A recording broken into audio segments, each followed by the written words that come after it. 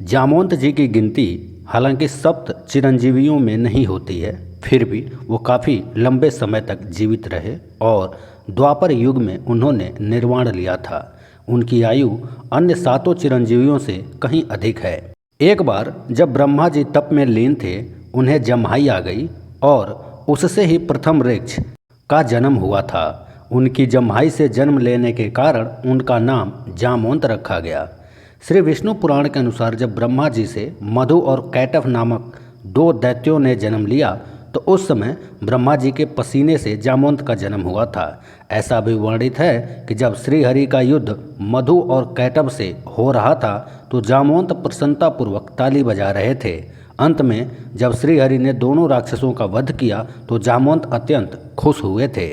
उन्हें अत्यंत विद्वान, बुद्धिमान, वेद पाठी और सदा अध्ययन करने वाला बताया गया है। उन्हें सभी वेद, पुराण, शास्त्र कंठस्थ याद थे। श्री राम की सेना में वे सबसे वयोवृद्ध और बुद्धिमान थे और इसी कारण श्री राम भी उनका बड़ा सम्मान किया करते थे, उनसे सलाह लिया करते थे। उनका आकार बहुत विशाल था। आकार में वे कुंभकर्ण से तनिक भी छोटे नहीं थे। जब लक्ष्मण को शक्ति लगी तो उन्होंने ही हनुमान जी को 4 दुर्लभ बूटियों के बारे में बताया था, जिनमें से एक संजीवनी थी। जब सुग्रीव ने वानर सेना को माता सीता की खोज में चारों दिशाओं में भेजा तो अंगद के नेतृत्व में जामवंत, हनुमान जी आदि दक्षिण दिशा में गए थे। सुग्रीव ने विशेष रूप से जामवंत को अंगद के साथ भेजा ताकि वे अपने अनुभव से दल का सुरक्षित नेतृत्व कर सकें। जब सागर तट पर पहुंचकर सभी उस विशाल समुद्र को देखकर हताश हो जाते हैं, तब जामवंत ही हनुमान जी को उनकी शक्तियों का भान करवाते हैं, जिसके बाद हनुमान जी समुद्र को लांघते हैं। लंका कांड में जामवंत के विषय में अधिक वर्णन दिया गया है।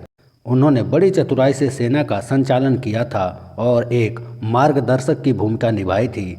रामचरितमानस के अनुसार उन्होंने युद्ध में यंजकूप नामक राक्षस का वध भी किया था। उन्होंने रावण से भी युद्ध किया था, उस पर पाद प्रहार किया जिससे रावण मूर्छित हो गया था। मेघनाथ से भी उन्होंने युद्ध किया था। जब मेघनाथ की फेंकी शक्ति को उन्होंने हवा में ही पकड़कर उसी पर वापस छोड़ दिया था। उसी युद्ध में जामवंत के प्रहारों से मेघनाथ भी मूर्छित हो गया था।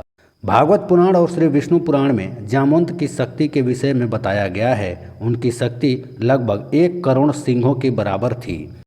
जब वानर दल सभी अपनी अपनी क्षमता द्वारा उस समुद्र को पार करने की बात कर रहे थे, उस समय सबने जामवंत से ये प्रार्थना की कि सबसे बड़े होने के कारण वही उस समुद्र को पार करने का कोई उपाय बताएं।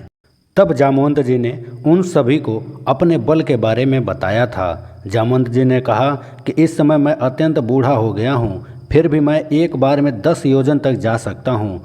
जब मैं युवा था तो मैंने समुद्र मंथन देखा था। उस समय मुझ में इतना बल था कि देवों और दैत्यों के थक जाने पर मैंने अकेले ही पूरा मंदराचल पर्वत को घुमा दिया था। उसे देखकर स्वयं मेरे पिता ब्रह्मा जी ने मेरी प्रशंसा की थी। जब श्रीहरि ने वामन अवतार लिया और दैत्यराज बलि के पास आए तब मैं वहीं था। जब उन्होंने बलि द्वारा दी गई 3 पग भूमि को नापने के लिए अपना विराट स्वरूप लिया, तब उस समय मैंने केवल 7 क्षणों में भगवान वामन सहित पृथ्वी की 7 परिक्रमा कर ली थी।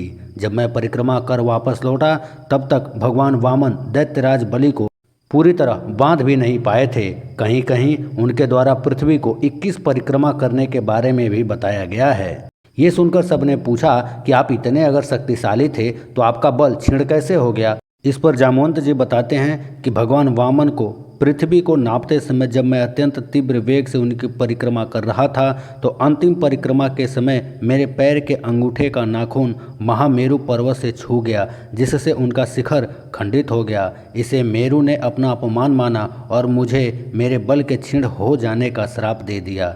जब लंका युद्ध समाप्त हुआ तो श्री राम सबके बल की प्रशंसा कर रहे थे। उस समय जामवंत बड़े निराश होकर श्री राम के पास आए और उनसे कहा कि प्रभु, मैंने तो सोचा था कि युगों बाद मुझे इस युद्ध में आनंद आएगा, किंतु पूरा युद्ध समाप्त हो गया और मेरे शरीर के पसीने की एक बूंद भी नहीं गिरी। लगता है मुझे वास्तविक युद्ध के लिए अभी और प्रतीक्षा करनी होगी। उन्हें ऐसा कहते देख श्री राम समझ गए कि जामवंत के मन में अहंकार आ गया है। तब उन्होंने जामवंत से कहा, प्रतीक्षा करो, द्वापर युग में मैं तुम्हारी स्वयं इस युद्ध की अभिलाषा को पूरा करूंगा। जब द्वापर में भगवान श्री राम श्री कृष्ण के रूप में आए तो सत्राजीत ने उन पर असमंतक मणि की चोरी का आरोप लगाया था। वास्तव में वो मणि सत्राजीत का ही भाई ले गया था, जिसे एक शेर ने मार दिया।